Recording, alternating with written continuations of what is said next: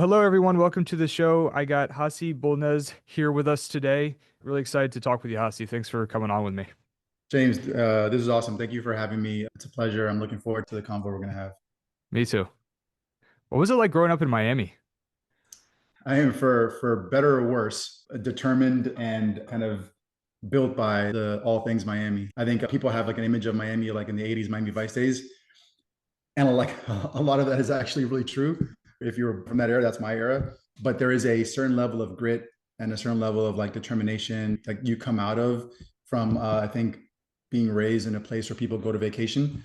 There's like a transient nature to it. It's hard to build deep roots when people are coming in and out, whether it's friends, whether it's just acquaintances, people in general. Like, I'm gonna go visit you in Miami, and then so like it's hard to land these deep roots with some folks. So there's like so you get all these things, right? You get a Miami has a very cool and at the same time chaotic tone about itself. It's almost like it's very palpable. Like if you land in the airport in Miami, you automatically know you're somewhere else from where you're from, whether it's the food, the smells, the noises that you're hearing. And at the same time, when you leave Miami, you're like, oof, that was a lot. Okay, I'm Yeah, for sure. pretty damn tired. So I don't know. That like microcosm probably bottles up most of the people that are from Miami. Yeah, I somehow went most of my life without ever going to Miami, and then I had to go twice for work within a month. Really random, very random. I had a customer the first time. A customer was like, "Hey, you should come out with me and my family for New Year's Eve." And so that was my very first experience in Miami was arriving on New Year's Eve and going out and Oh wow. Brickell. Oh So, yeah, that's my hood. That's where I spent like 15 years there. oh Yeah, yeah, yeah, that's okay. an awesome place. Yeah, I mean that's like a boy. That's a heck of a sauce to open up. Right? Like, Yeah, so it was like very first experience was like Miami on steroids, right? And then I went 1 month later or 3 weeks later for a speaking engagement that I had. It was cool. I got to like speak for like 90 tech CEOs, and it was like a really special experience. So that was number two. But yeah, I mean, my takeaway was I told people this, I felt like I was in a different country. yeah, 100%, 100. And by the way, I would say you were probably in those two instances, like New Year's Eve on Brickell, and then speaking of tech CEOs, you're probably in two different countries just in that setting alone. It really much is, and it's wild because like Miami is a melting pot, but it's not necessarily a melting pot of a bunch of different cultures. It's a melting pot of a lot of different Hispanic cultures for the most part. Yeah. And you get all kinds of flavor. That's like my analogy of you land in the airport, you just like, and you listen, and it's just everything from the people, the warmth, the energy, and that's really what you get. A lot of energy, a lot of people just trying to figure things out. But again, it's hard when you don't have that root system in place Hmm. because it's so transient. So yeah, you're like different country, 100% different set of bylaws of how we operate too. But you know what's interesting is I never really thought about this, but it's kind of weird to think about. Like it in a way it felt like a different country, but then also I probably in both situations I think the majority of people I was around weren't actually from the area. Like to your point. Yeah. Maybe that was just like the neighborhoods I was in or like the places I went to, but I don't know how much of an actual cultural experience I had getting to know the city around folks that actually grew up in the area, you know? No, well, I mean, it's like 100-year-old city. So you're not going to have like grandparents of grandparents, kind of Mm, that yeah. are rooted here, right? And so it extends across so many different dimensions. So like sports, for example, if you talk to folks like, let's say my age or older, and you ask them their favorite baseball team, they probably say the Yankees because that's the team. Even though the Marlins have won a bunch of titles, they associate Mm, baseball with just the transient nature of Northerners who are moving down here. There's these pockets from a cultural educational perspective. There are some good colleges, universities, but not really that many yet. So there's commuter schools, and then there's the University of Miami as a pillar private school. But for the most part, it doesn't have, for as large of a city as it is, for as well known of a city as it is, it doesn't have, goes back to those root systems. It doesn't have those embedded deep root systems of 150-year-old institutions or corporations that have built trenches. If anything, the corporations even that come up here, which is why so many people are kind of coming around, is the corporations are using Miami as an outpost for like Latin America. And so you get a mm, lot of regional offices. So like SAP will have a regional office here, or Xerox will have a regional office, or Microsoft will have a regional office, but it's not really like, okay, we're setting up a corporate shop here. Yeah. Very few organizations or companies have done that, partly because the transient nature is tough. The educational systems are tough. Like there's not many feeder pools. And so you have a really interesting microcosm of a really big city growing like crazy, infrastructure probably not in place to grow like crazy, but critical mass. COVID was like the biggest boom to Miami in the last like 50 years, probably, where people were like, well, I get this, I can go live in the warmth. And the cost of living at the time was relatively low. Now it's super expensive. So I got all these different things are hitting. So it's a really interesting city because of that. It's a very new city also because of that. Even if you drive through, all you see is like brand new sky rises going up. But they're all condos. They're not really like big office buildings going up. Yeah. It seems like I know more and more people who are traveling to Miami or buying condos in Miami. Yep. Then businesses that are setting up, that are building out root systems, to be here for the next leg of their own growth. Are you seeing an increase in business? I mean, it sounds though that there still is an increase in businesses coming to Miami as well. Yeah, it is. Again, it Or goes back to like the heart of, I think, the vibrancy of the city, more scrappy startups. So like just by nature, I think from a value system, you get like people from Miami tend to be very gritty, very resourceful, and then the companies that are spawning out are very similar. So you do from a tech perspective, you start seeing a good rising growth from smaller stage, earlier stage companies. And then from there, you start seeing the different mushrooms that come out. But I think it's always going to be like like either you're really, really well dressed, right? Because you're going out and you're partying, or you're walking around in sandals and you're hanging out because it's a beach town still in many respects. And you have those kind of like two dichotomies of life here. yeah, yeah. So also I want to talk to you more about just what it was like growing up. What were you like as a kid? Uh, what was that like as a kid? So I mean, so like maybe go a little step back.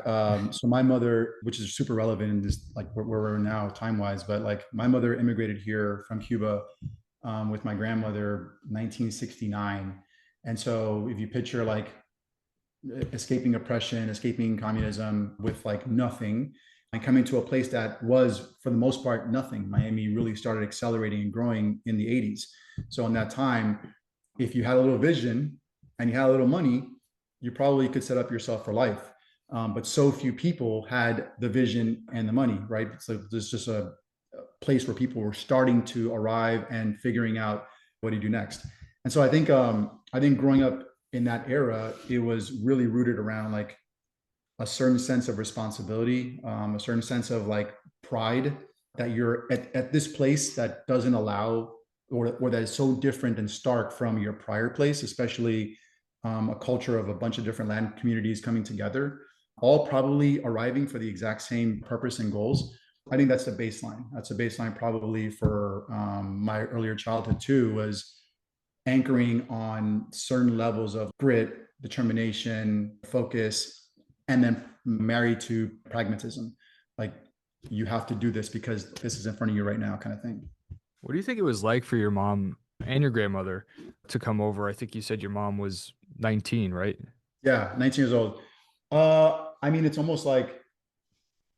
I would say it's almost like if you're blind and all of a sudden like you're able to see when you come from an environment where what they came from, right? I can't even relate, but what they came from, oppression, they were pretty well off early on, and then the Castro regime came in and just pretty much took everything from people, and then now you don't have anything. So you grew up in a certain way. You didn't really grow up in a way where you had to work for things as much as you probably could normally be, right? Decent society, decent class level, and then you have nothing. You have essentially the clothes on your back.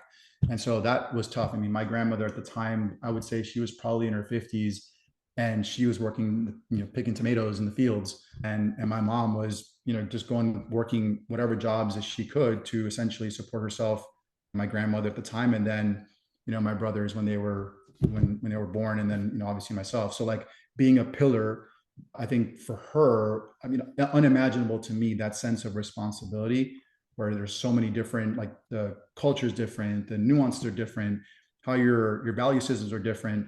When my mom eventually became a teacher, she raised us. She would always be mad when we would speak Spanish in the house, and she would say, "We're here, assimilate to here."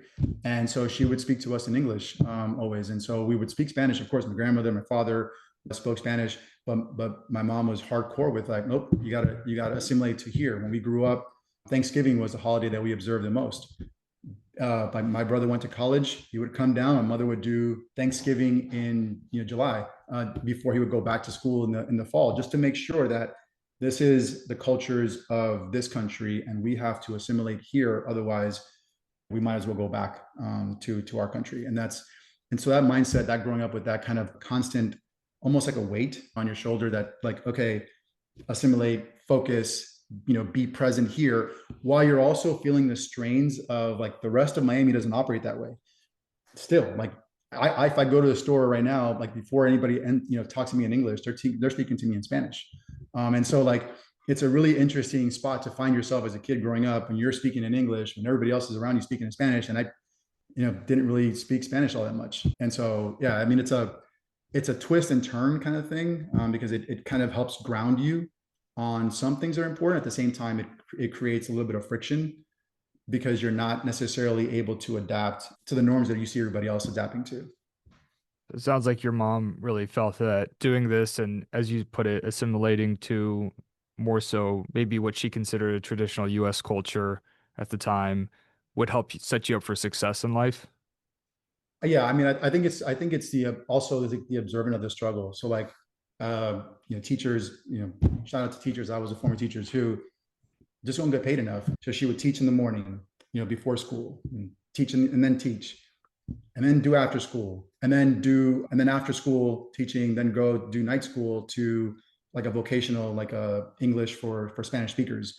And so I would, I wouldn't see her sometimes, like from, I wouldn't see her on my way to school. She was already out, and then I get home from school, do stuff, and then she comes home at 8 o'clock at night, 9 o'clock at night, essentially probably dead tired, and then just rinse and repeat, rinse and repeat. She volunteered to take jobs in schools in the inner city because they were willing to pay teachers more if they were working in those domains. And so she saw it as a super pragmatic way, like, I don't really want to fully do this, but I feel like I have to do this. And so, that creates a sense of appreciation, but also creates like a weird sense of like, that can't happen to me. I'm not that strong.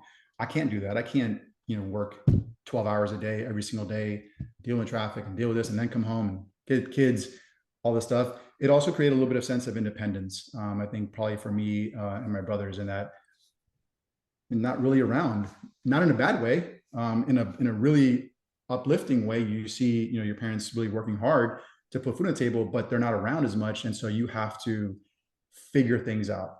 You have to really listen to the environment that you're in to be able to get to a place that is going to be uniquely for you, and then figure it out. It goes back to like the Miami upbringing, right? Like grit, determination, some vision sprinkled in, but really it's like, what's in front of you right now? How do you execute on that? You talked to me about a few of your core values or something that was a common theme, like just through the discussions we've had thus far. Grit, determination, accountability, edginess, as you put Yeah. it, like Miami edginess, Yeah. culturally. Um, do you feel like those are foundational to how far you've made it in your career? Because you've accomplished a lot professionally. I mean, you global talent leader for Facebook, senior director over at LinkedIn, currently in a VP role at Workiva. These are premium category, and previous to that, Citrix. These are category leading, category defining organizations. Do you feel like this value system and these things that your mom taught you are how you essentially have gotten to where you are? Or There's one actually that I think is, even on top of all those and probably embeds within those, and that is legitness. So there's an edginess component, right? But I call it legitness, which is you can't also be afraid of who you are, because if you are, then eventually that will come out. And you can create a little bit of a false narrative sometimes to get you from point A to point B, maybe from point B to point C. But to thread the needle fully, you have to be yourself, and you have to not be afraid to be yourself, which is really tough especially navigating the corporate landscape of companies, whether it's in South Florida or any place in general, if you can't be yourself, eventually it's exhausting. And so you have to be legit and you have to be okay with that. And I think that probably for me, navigating the corporate landscapes of these companies, I latched onto that early on. Like I embraced, right, here's who I am. I don't have enough energy to work really, really hard and also not be myself. So I'm just going to walk in and be myself from the get go. And then that allows me to focus all my energy on the tasks at hand that I have in front of me. Now that you do miss, I think, like vision a little bit because you can't really zoom out quite as much when you're thinking that way. Um, but it does let you really focus on stuff. And then, again, for better for worse, unapologetically yourself. I think you have to be, and so you have to surround yourself with people that understand that early on. One of my old, my first boss in TA, Melissa Thompson, shout out to MT. She would always, tell me, like, see, you say some pretty stupid shit, but you're really good at what you do. So I'm letting it ride. And we had this open relationship where I could tell her, apologize for the curse word, but I could tell her whatever I wanted to, like whatever was on my mind, and she knew it was genuine. She knew if I'm saying it to her, if I'm bringing it forward, it was important to me, it was important to her, it was important to the team. And so all these ways of like you bringing yourself. So legitness is also that one overlaying values.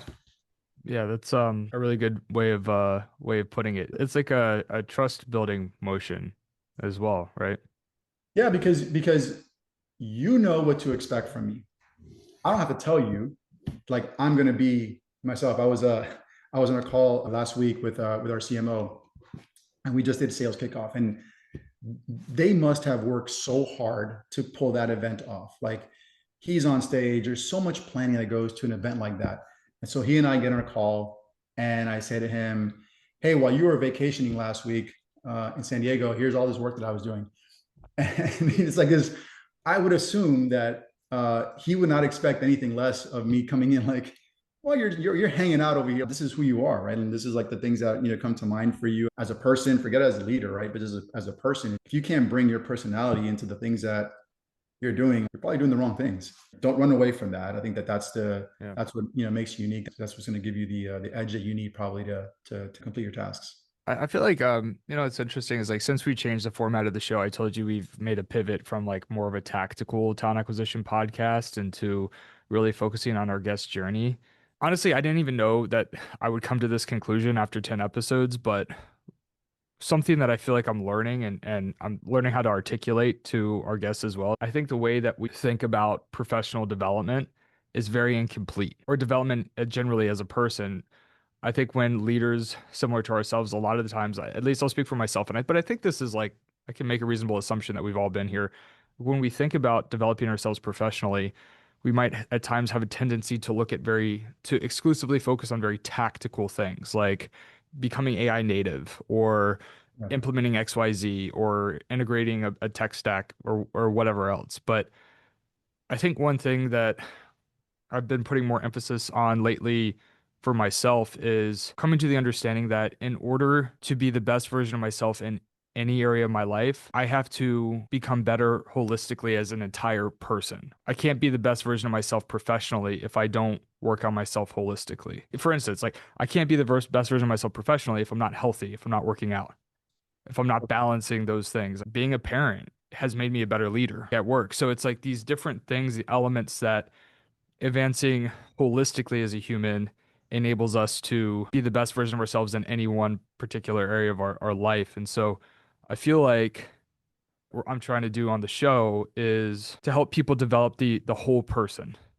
And this emphasis on our guests' life and their journey and their values, they impact who we become professionally. So I think it's like a lot of people have had the experience of studying somebody super successful where they kind of want to get to, but maybe have had trouble closing the gap.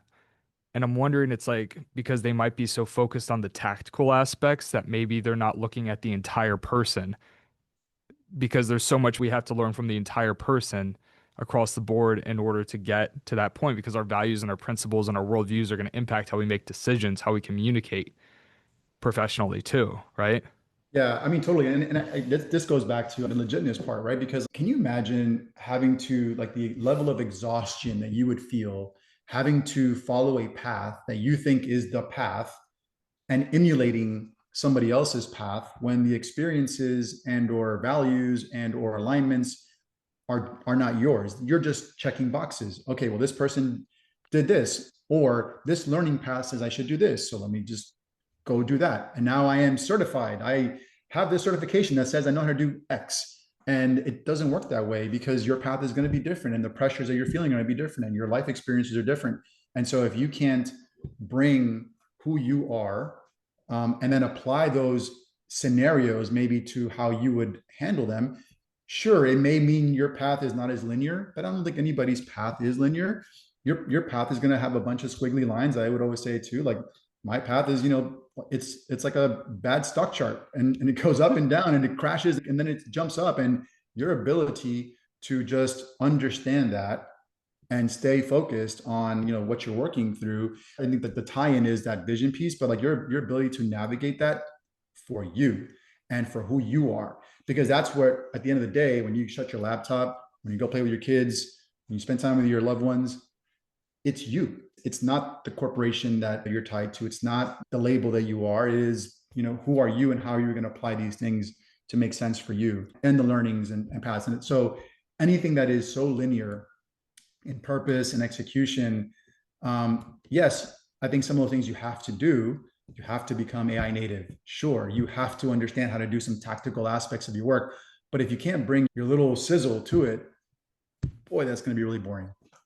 Right. And I think when I'm learning, going through this journey, speaking with individuals similar to yourself that are, at the top of your industry, top of your game, in terms of being like incredibly successful as a talent acquisition leader, is that there's congruency across their entire lives in terms of how they operate. So when you say like legitness, I think about consistency and congruency. That's what it means to me across different areas of your life. Like you don't appear to be the type of person that's different at home per se than at work. Of course, there's like different emphasis and like being a good boss is not the same as being a good husband or like that's not exactly what I mean. But in terms of like your value system, it's very congruent when you talk about your childhood to when you talk about like how you think about success professionally or at home, like from the conversations we've had, there's this level of like you're solid in terms of your value system and like who you are as a person. And then that radiates out into every area of your life.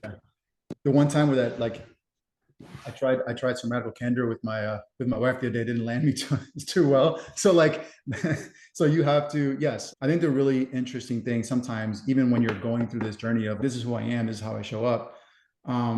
It is also learning the down and distance in where you can be that way. And I think that what separates some people, and I'm blessed to have been surrounded by some amazing leaders and amazing teams I get to support, and they make me look good, and I just kind of get out of their way. And so, I always feel like you've been successful. I mean, I'm working towards, a level of success for my teams that I support and the people and the work that I have to do and my family and things. But I never want to think about, you've reached a point. There is no point. You are just doing great work, and you're doing great work today. You're doing work tomorrow, and you're doing great things at home. And that's like my mind share. But you have to understand the down and distance of when you can apply certain things.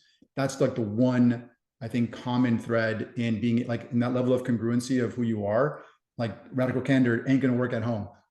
It's just, like, that's a no-fly zone, right? And so like learn, like, well, I'm supposed to give you positive feedback. I'm supposed to give you, like, no, you're not actually. So like my wife doesn't actually want to hear that. I think understanding, that moment, I think there's a unique, like, meeting people where they are moment. There also has to be an on-off switch to how you apply some of these things in your personal, professional life as you're evolving as a person. So very situational based on the individual, the area of your life, like all these different elements. Another thing I've noticed from like people at the top of their game is they talk about meeting people where they're at a lot. Yeah, this is something that I've evolved more around because I'm a little bit dogged. Some say probably too dogged and or determined on stuff. Maybe earlier in my career, I thought about, just get to the finish line, and you realize that you can get to the finish line, but boy, you burned a lot of legions on the way there. The analogy I always say is like, Did you get there and when you turned around, people were with you? Or when you got there, do they have a tattoo of a chain link fence on their face because you like literally just pulled something through a fence? Like Yeah, I'm just gonna get you over across the finish line. And so, my evolution on that is like I've been on both sides of that. I've been on there where I've pulled things through a chain link fence, and you show up and you get there, and it's like there's a level of applauding that because you got there, sure. but there's nobody behind you. And so the evolution is that meeting people where they are because you also need that too. And so you may not be all the way where somebody else is. And so that recognition of where are you in your curve, how can we work together to get to the next level will be a heck of a lot further than if I just try to pull you through a chain link fence of where I think you should be going, because I Yeah. could be wrong, right? And generally, usually I am wrong. So like, that's the recognition I think of, that meeting people. I think people scale, people think about with elite large teams, that is always an underlying piece because you're not going to do anything alone. Your ability to bring people along for that journey depends on your ability to meet them, in that moment. You think of like a teacher, it's the exact same thing. There's a thing called differentiated instruction, and you understand that people learn differently, people are at different points in their own journeys. How can you possibly teach somebody all the exact same way? You can't. So you have to learn that muscle of meeting people where they're at. You were packed with practical wisdom, man. Like there's so much amazing life advice here. I'm really enjoying this. I feel like also, in addition to everything that your mother instilled upon you, I think it seemed like a very natural progression for you to actually start off as a teacher too. I think it was like was that your first job out of college? Was Like the it first real, I guess, yeah. I mean, like there's the South Florida thing that you're doing odd things here and there. So I did some sure? like real estate analyst work, some investment work. But my first real legit, I think it would be, yeah, it was teaching. It was actually because my wife, we were pregnant with our first, and she basically she's undoubtedly my better half. She said, hey, listen, like you got to get something that's steady and consistent. And so I was like, okay, well, I looked over like, what's the example you have? My mother's example. Okay, so Yeah. I'm just gonna go teach. And there's like a natural gravitational pull to some of that in general. But maybe it's just seeing her, but just in me in general, I just get a lot of joy from that. And so I did that for a few years. I mentioned earlier, like I knew that I don't have the strength to do that, for 30 years. I don't have that in me. And so I knew that as much as I enjoyed it, and I think my aspirations were to eventually maybe go into be a college professor or something. I always said, okay, when I'm really well off financially, I'll just go, be a college professor. But I can't do this now. There's a pocket of time where I'm going to do it, and then I got to find something else, which No, actually I recruiting. can I ask you about that? Because you've said that like a couple of times now about you not having the strength to do that, but you've clearly been very successful in like really demanding environments. So I'm just curious, why do you feel like that's the case? Yes, demanding environments for sure. But if I think about like that pedestal that I have, like let's say my mother on, and the work that she did relative to the work that I've done, and as a teacher, recruiting is easy. Talking to Mhm. people and articulating a value proposition that's good for them, that they know it, that you believe in. Otherwise, you wouldn't be in the company yourself. That is easy. Navigating personalities, corporate environments, that's tough. But it's not the depth of, when I was a teacher, I had 150 kids, first generation born in the US, probably gave a rat's ass about, social studies where I was teaching. And yet you have to, like, that's your, like, you are there for the purpose of helping instill some sense of understanding of the material you're going to teach and other values. That's tough. Tapping into that, that's tough. And doing that over and over and over again. So when I say like that level of work, and then, 10, 12, 13, 14 hours a day, uh, I mean, what I do is, you know, gravy in comparison. My toughest day probably in recruiting is like maybe like would have been having like waffles and pancakes from my mom as a Yeah. as a teacher. Oh yeah, it sounds like your mom was she sounds like a superhero, man. Yeah, man, it's Wonder Woman for sure. I mean, I think all moms out there, man, like that's like the superpower that that we have in nature. So shout out to all the moms out there for sure. But yeah, my mom was Wonder Woman for sure. So I know that your college experience was formative in nature. You talked about challenges at times at a young age, lacking vision. Could you tell me what you mean by that and maybe give some context and then your journey of overcoming that? Yeah. So if I go back to, being in a pragmatic place, being in a place that's determined by grit and focusing on what's in front of you right now, right? So like very much that's one of the benefits of being pragmatic, that you're able to focus on the right now. But sometimes one of the detriments of being super pragmatic in that you lose sight of, maybe tomorrow or the day after. And so even when I was in college, I worked full time the entire time. I worked in a nightclub actually for the first part, and I worked in retail.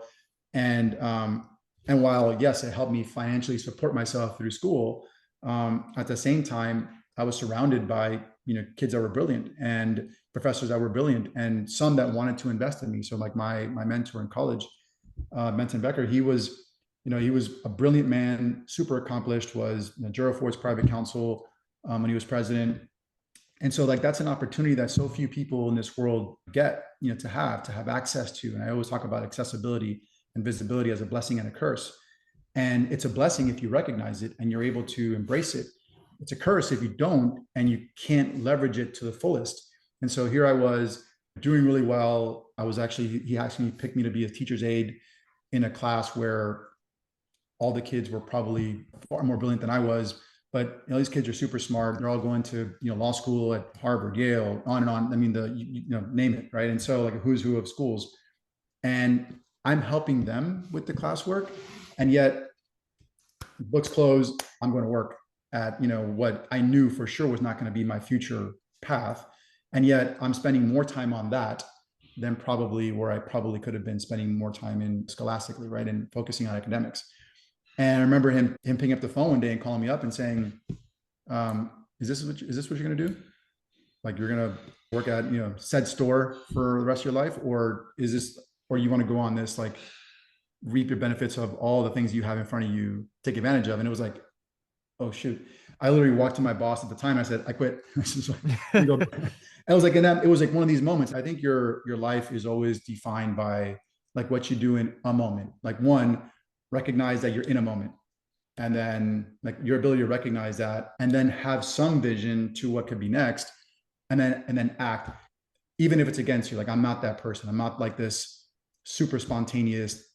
Anybody who knows me knows that's not me. And yet it was like, okay, I quit without any plan, without like, I still have to financially support myself, but here's a mentor of mine telling me that I needed to pick a path. And so I think that that's part of maybe not having the full picture vision early on, that I think probably creates some pressures. But hopefully you come out of that and you see that, you recognize the moment, and then you take the right step there. So my first job, well, actually, I worked in a restaurant for a few months, but my first job that I had for years was working in a boxing gym. And yeah, so I started working in a boxing gym actually when I was in high school. And I was reflecting back on that time because I don't, as you could imagine, I don't know actually, maybe this isn't something that folks not in that environment know, but you get a lot of different like people from different backgrounds and different life experiences. And one thing that I learned was that so much of life, particularly in those formative years, is no, and even like no, even where we're at now, right? Is recognizing opportunity, listening, paying attention, and capitalizing on an opportunity. But it's seeing it. It's being aware and seeing an opportunity, just like what you just said with that experience. Because I remember there was some guys that I worked with that they felt like there were no opportunities around them. But the gym that we worked in was in Northern Virginia, and a lot of the people that came in, they weren't there to fight. They were there to get in great shape. And these individuals had money for personal training. They could pay up to 90 an hour for personal training. A lot of them had very successful corporate jobs. And we were constantly surrounded by these people. I felt like one thing that I was able to do was pay attention and develop those relationships. Like I got an opportunity to work at the White House. I got an opportunity for a sales internships like for free. Starting out like an internship at the White House and an internship in sales. I This is how I got my foothold into recruiting. I got my first after doing free internships for a year, a paid internship at Kforce, big staffing company. And it was all through working at a boxing gym, which I think a lot of people would have considered like a dead end job. Yep. But I think it just came down to like, fortunately, for whatever reason, like being able to pay attention to the environment and recognize opportunity and try to like take action on that. Yeah, it's angles, like the angles. You've seen the movie like Ocean's 11, Yeah. where George Clooney talks about like walking through and all he sees is like the angles of things. That's a different analogy of how he uses them, right? He uses them as a Yeah. crook. But the thinking is like it's in you, man. The people that I've known at least that have that next gear, if they walk in a room or they're in front of something or they're talking to somebody, they understand the angles. They understand the moments that Yeah. they're going to get some pearls of wisdom that they can then put in a box and file it away for later, or be aware or be conscious of it. And I think probably one of the things that you'll probably, all the folks that you talk to, I'd be shocked if the most common thread wasn't ability to take feedback and action it, or ability to hear something and action it. And it doesn't matter if like it's a TA leader or it's a CEO, or what their role is. This so happens we're talking to TA folks, but like it's the same. It's really the same principles. I mean, ultimately, it's they understood the angles, they understood the opportunities, and then they heard feedback come their way that they understood in that moment. I gotta, I'm gonna file this. Wherever you're filing it in your head, but I'm gonna save that one for a rainy day when I need to be able to action something. If you can't do that, that goes back to the vision piece. If you're so in the weeds of day to day, you probably will always be stuck in that box as well. So you have to be able to pull yourself out of some of those. And I say it's like being a leader is that's like, again, that's like easy. It's just understanding the down and distance of the situation that you're in and being able to to maneuver around that. Whether you're a leader or an IC, Yeah. it's really the same. It's meeting people, understanding what you can do to help support them, and you come from that place versus you know box checking. I need to get to this level, so that means I need to have an organization that's this size. Like if you take that approach, it may get you somewhere, but it actually won't get you somewhere. It may get you Yeah. a title, it may get you some kind of something, but it's actually not going to get you where it matters to you. Like you're tapping into things that are important to you as a person, and people will eventually see through that. The vision piece is interesting, and I think it's probably a very common experience to still try to you're figuring out your vision when you're young. I think in a extent, it's like you talk about pragmatism and focusing on what's right in front of you, and I think to some extent there's taking logical steps forward. And when you're young, balancing on the needs of today and learning. For me, it took some time to figure out. I think I knew to some extent I wanted to go an entrepreneurship path, but I certainly didn't have long-term vision starting out. I'm curious to learn more about your journey developing that. I remember one thing you mentioned was maybe not having people in position of influence that were similar to you in terms of potentially background, maybe a lack of representation in some cases. Do you feel like that was a contributing factor to overcoming, like developing, I suppose, a initial hurdle to developing vision?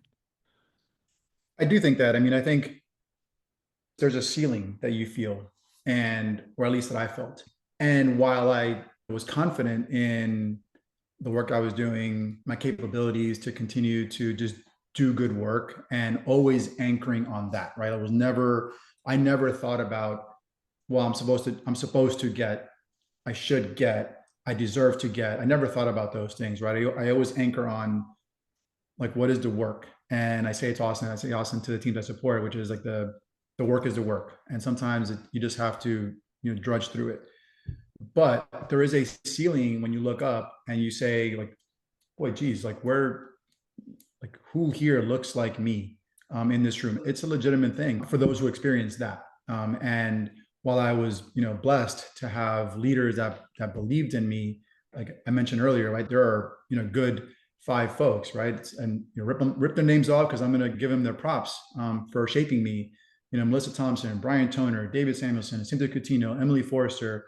When people take a chance on you, it's because they believe you as a person first, and then and then the stuff that you've done. And you create a space of, okay, none of them look like me. And yet, they believed in me. So there's your first step. But then your ability to surround yourself, and or find sponsors that can be in the room when you're not. And I've been in those rooms. I've been in those rooms where I knew that somebody needed a sponsor, because I would hear the name and I would hear the reactions in the room, and I knew, ooh, that person's not getting what they probably think that they deserve or support that they need, because nobody in this room is their sponsor. But I know that I've also been the recipient of that, of not being in a room, that probably, the name came up, and some of the folks that I named in that were those sponsors that I needed, to help push me forward. And so I think that there's a ceiling that you feel, there's a pressure that you feel, but then you go back to the pragmatism of, well, you got to break through that, because it's an artificial constraint, at the end of the day. Like, there is a constraint that you're putting a burden on yourself. Some of that, there's some reality to it, but there's a constraint that you feel yourself. And there's always a first person that looks like you to get you to where you want to go. There's always first, whether it's a small team, a large company, whatever it is. There's always a first, and it might as well just be you. That's like the chip on your shoulder you take, right? So like you grab all these little micro experiences, you surround yourself with people that'll give it to you straight, especially when you don't want to hear it, and you listen. If I think about those breakthroughs, it is defined by some of that work. It is defined by a recognition, but then almost like a calling, man, that you have to, like, why can't I be that person for somebody else? Kind of moment. So you feel like the key to breaking through that, it could be a real barrier, it could also be a psychological barrier. It sounds right. At times it could be either or Total, both. Okay. total, and like it probably fluctuates many times in both without you even knowing it. Right. So you feel like the biggest part that helped you break through that was, it sounds like almost surrounding yourself with people that were similar to who you wanted to become, were further along. It sounds like asking for help and reaching out and asking questions and listening to feedback and learning from them. It was building those relationships, it sounds like, with people that were at maybe a little bit further along. Is that the takeaway I'm getting? 100% is, Okay. because ultimately, right, a mentor could be anybody. A mentor could just be, he could even be a peer that is just seeing things a little bit differently and can help you both strategically but also tactically. A sponsor has to be somebody that's in a room you're not in. Can you Um, explain that what do you mean a room that you're not in? yeah, so like, Like the equivalent of a sales process having a champion or somebody vouching for you to help you totally. get that next position or Totally. Or okay. take a chance on this person, or take a chance on what they're selling, or I like this person is genuine, they're going to be able to deliver all these buckets. If you think about, like, at a very basic rudimentary level, right? We all have biases. If you think of like a calibration session where you're doing performance reviews, right? That's a setting where a sponsor has value because they know you and they can vouch for you, not just in a very professional setting. Like, did you complete these 5 things? If you didn't complete them, then there's no discussion, anyways, right? But if you completed them, but somebody didn't understand how you got there, or they didn't know that there was other constraints that you had to go through. So, but your sponsor is in that room. Your sponsor can then almost vouch for, hey, I know this person. They're determined. They deserve to take a shot on them, even when you're not maybe hitting on 100%, but you're hitting on 95% or something like that. And so when I say like the rooms that you're not in, it's when you're not there, when you can't defend your own work, sometimes, or you can't talk to your work, or you can't talk to the quality, or you can't talk to the relationship that you have, but somebody can. And that undeniably to me has always been different than a mentor, because a mentor, again, goes back to, I'm working with you, you're coaching me, you're developing me. The sponsor isn't really taking that relationship with you. Sponsor is just, I'm watching out for you. And if you can't surround yourself with people that will watch out for you and also tell you the things that you don't necessarily want to hear, like the 5 people that I ripped off, like, they all told me things I didn't want to hear about myself. And I leaned into that at every micro bit that I got. Sometimes I remember when I was a recruiter and I was just moving into leadership for the first time, Brian came to me, and he had just joined. And so he was my boss of like 5 minutes. And so like, but he happened to join at a time where there was an offsite, like HR leadership offsite, and these are moments that you never forget. So he joined. He had gotten a bunch of feedback, I'm sure, on me and my peers, whomever he was absorbing on his team. I remember my first 5 minutes in, I had one on one. I hit him between the eyes, and I'm like, okay, well, tell me a few things that you may have heard of me in this setting. And he says to me, he's like, yeah, Hasi, everybody loves working with you. And I was like, oh, like you get this, like, oh, that's great. And he's like, I don't have any idea why. And I said, wait, what? He's like, it sounds like you're doing a lot of shit for a lot of people, but it's not necessarily translating into, like, I couldn't extract the outcome that all the work you're doing was actually driving towards. And that in 5 minutes of knowing me, normally a boss would be like trying to build a relationship with their new team member, and so they'll just give you the good stuff, and then they'll worry about the other stuff later. The fact that he was just willing to say, here's what it is, here's what I heard, here's how we have to change that narrative going forward in about 5 minutes of knowing you, I immediately gravitated towards that. I immediately gravitated towards, like, help me understand that. Help me understand, like, what you're talking about. Like, how does my work matter in a way that you can actually say what the outcome was? That's not just how I made you feel working with me, partnering with me, but that it translated into this. And so, like, that's just like an instance of where I think about the value of a sponsor, the value of somebody who can really understand, knows you, and can be that voice for you, when you're not in that room.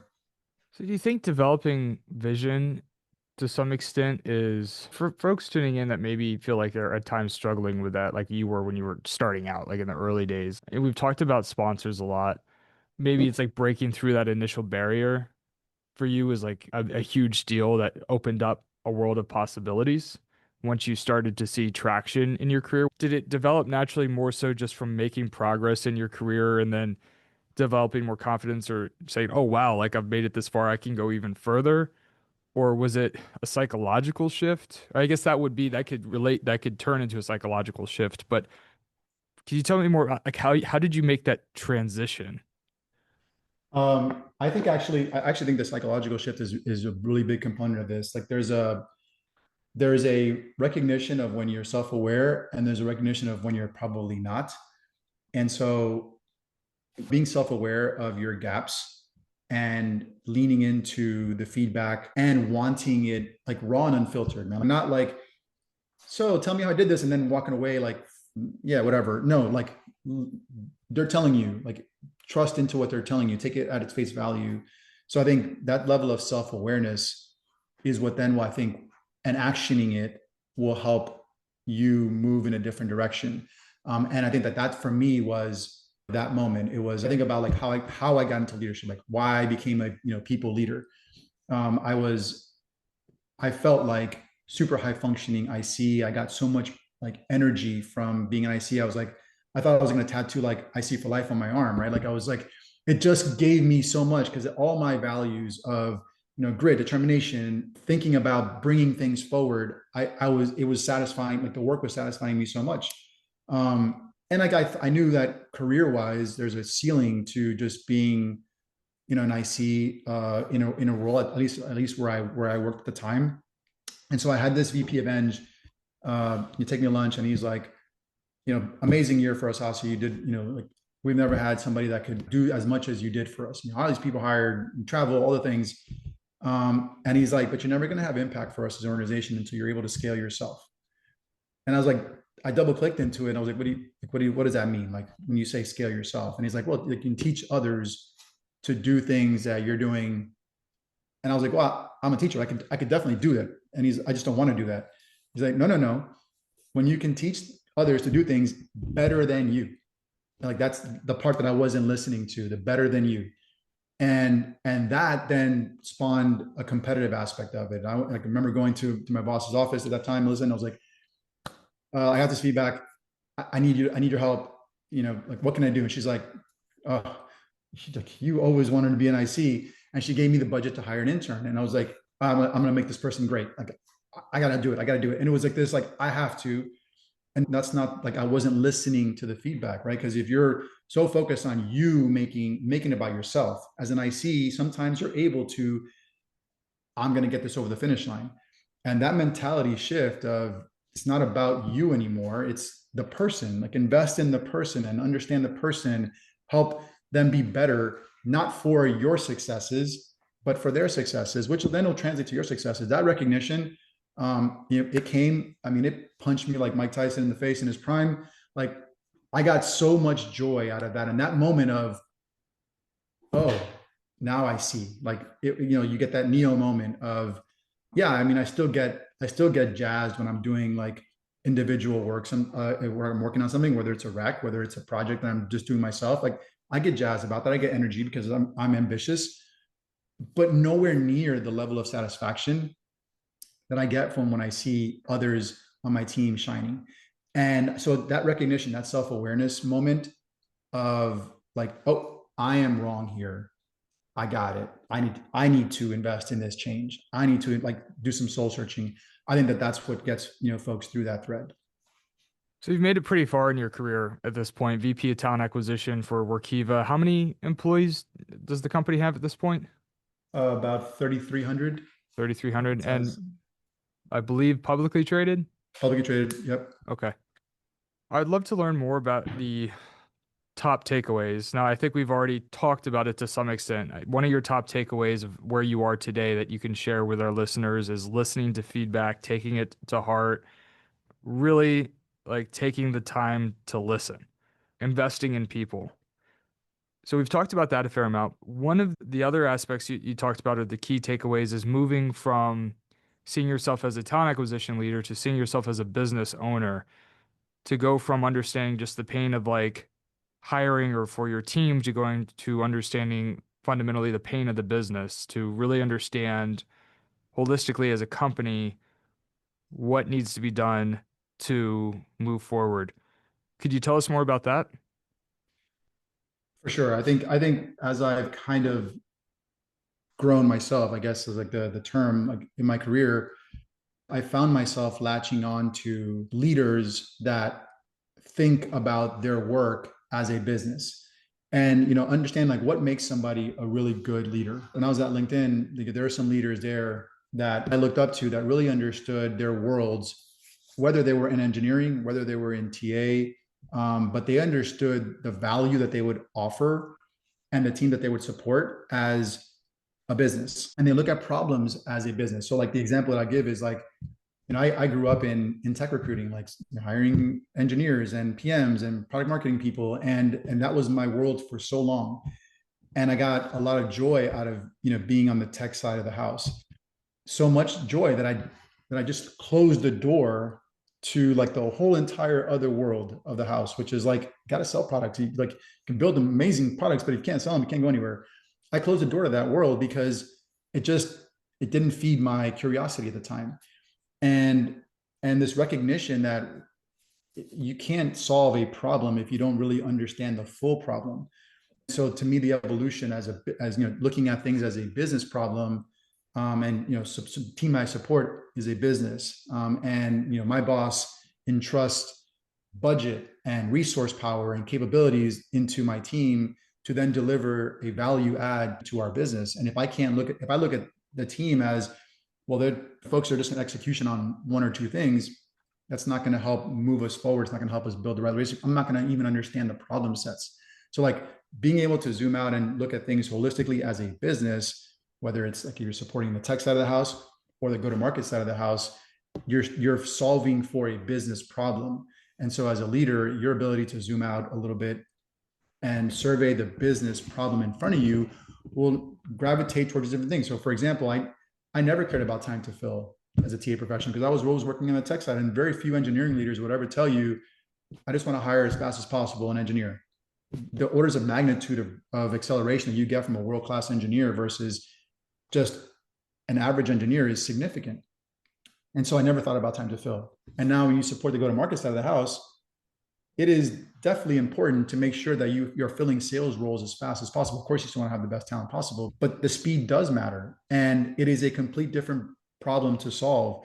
And you're not going to be able to do that well if you are only thinking about the action of the one. If you're not listening, if you're not understanding, if you're not empathetic to the pain that the business you're solving is. And it doesn't matter if you're in recruiting, it doesn't matter actually if you have a plumbing business. You need to operate everything as a business problem that you're solving for and offer that value add. Otherwise, you're sunk in the marketplace. When you look toward the future, what does the next best version of yourself look like? Oof. I think people that know me know I'm a manic. Like, like, for so long, right? I think values as a leader create clarity, but create energy, right? And I think that that's a trait that all successful leaders that I've looked up to, did really, really well, create energy. And so as a manic, creating energy feels easy because you have it yourself and you're rambunctious and you just want to go. I think the next evolution of myself, and I've slowly started to, although my family won't agree to this, but is, be more present and patient. Because you can't possibly, especially now with technology moving as fast as it's moving, if you just jump all the time, you're going to miss so many different opportunities. You're going to miss so many different problems that you could be solving, or the right problems you could be solving. You're just going to solve a problem, but it's not going to be the most important. And so, like, for me, this like evolution as a person, as a leader, professionally, leader of household, personally, it is this recognition that I need to be more present, and patient, and that things won't happen when I want them to happen. Things will happen when they're supposed to happen, and then are you finding the spots to make sure that you're there when they happen, that you're aware when they happen, that you're present when they happen. My oldest son is about to enter his senior year in high school. Holy shit, right? So like, I feel like I was just carrying him, a minute ago, and so there's so many moments that I wasn't probably as present and or as patient for as I should have, as I could have been, and so that next chapter for me, has to be that, both as a, like I said, personally with my family, but professionally with my team. And I hope that it makes me a better leader. I hope that it makes me just a better person to work with. That it's almost like reaching a Buddha state of things. Like, you have to, because things are happening so fast. Technology is moving so fast.